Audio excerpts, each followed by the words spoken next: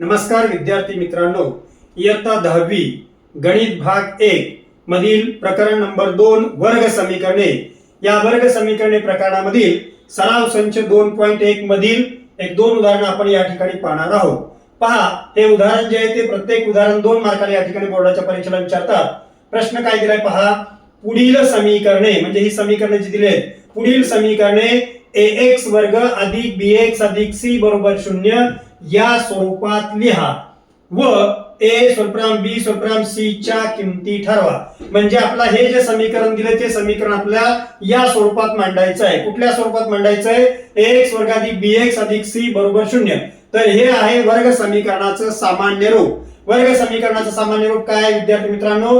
ax वर्ग अधिक bx अधिक c बरोबर 0 या स्वरूपात पहिल्यांदा आपल्याला हे समीकरण मांडायचं आहे। आता ते समीकरण मांडताना बघा, समीकरणाच्या डाव्या बाजूला आहे 2y, उजव्या बाजूला आहे 10 वजा y वर्ग। म्हणजे उजव्या बाजूचं हे जे आहे दोन्ही पद आपल्याला डावीकडे आणायचे आहेत। मग मांडताना पहिल्यांदा आपल्या याचा घातांक 1 आहे म्हणून 2 घातांक असणारं पद मांडू आपण। ते उजवीकडे आहे, वजाचं इकडे आल्यानंतर अधिक होईल y वर्ग, त्याच्यानंतर इकडचा अधिक 2y आहे तसाच त्याचं चिन्ह आहे तसंच, अधिक 10 उजवीकडे आहे ते आलं इकडे डावीकडे वजा 10 बरोबर राहिलं 0, काहीच राहिलं नाही म्हणजे 0। आता हे जे समीकरण आहे ते या स्वरूपात आपण मांडलेलं आहे आणि मग त्यांनी आपल्याला सांगितलं त्या स्वरूपात मांडायचं आणि त्याच्यानंतर abc च्या किमती।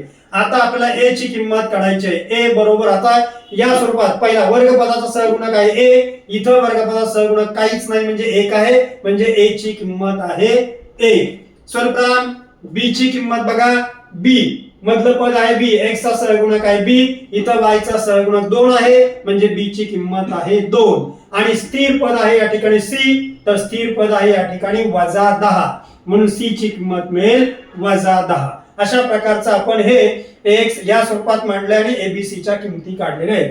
आता दुसरं उदाहरण दिले बघा आपला p कंसात 3 अधिक 6 p कंस पूर्ण बरोबर वजा 5।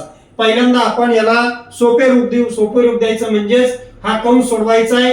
कंसाच्या बाहेर p आहे, p आणि कंस याच्यामध्ये गुणाकाराची क्रिया आहे म्हणून p ने कंसातल्या सर्व पदांना आपल्याला गुणायचं आहे। म्हणून p ने आपण 3 ला गुणल्यानंतर मिळेल आपला 3p, परत p ने या 6p वर्ग ला गुणल्यानंतर अधिक आहे तसंच 6 आहे तसंच, p ने p ला गुणलं की p चा वर्ग बरोबर वजा 5। आता आपण या स्वरूपात समीकरण मांडायचं आहे।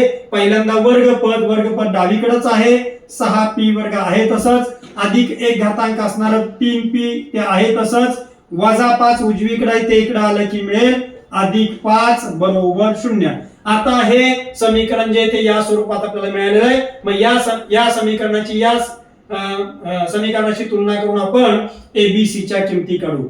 a बरोबर आता a चा सहगुणक किती आहे बघा, या p वर्गाचा सहगुणक 6 ही a ची किंमत मिळाली।